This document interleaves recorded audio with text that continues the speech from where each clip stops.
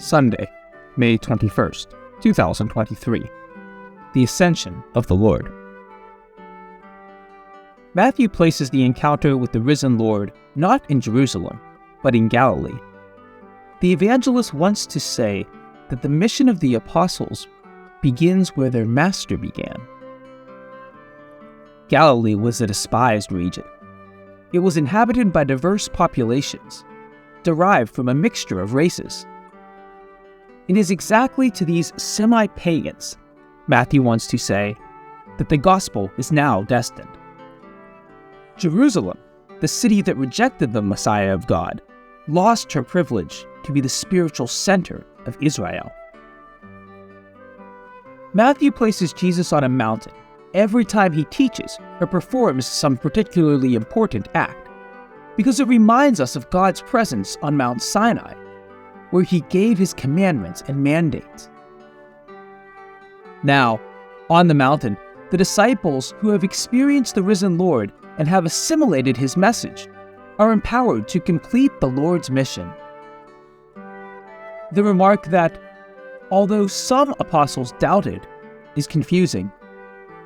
How could they still have doubts if they had already met the risen Lord in Jerusalem on Easter Sunday? From the point of view of catechists, this detail is indicative.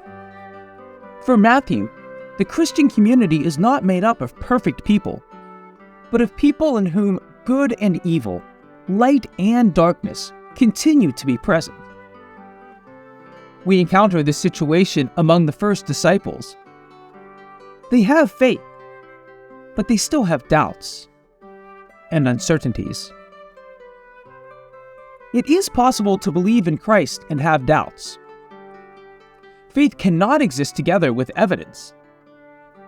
One cannot believe that the sun exists. There is certainty. One can see it. The effects of its light and its heat are scientifically verifiable.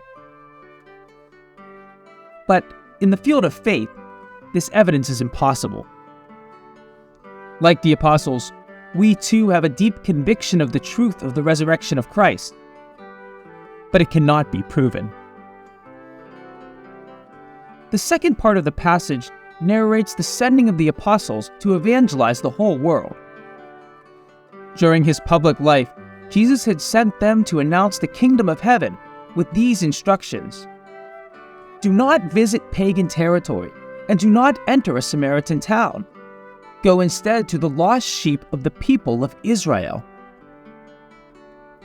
After Easter, their mission expands. It becomes universal. The light that was enkindled in Galilee when Jesus, having left Nazareth, settled in Capernaum. The people who lived in darkness have seen a great light.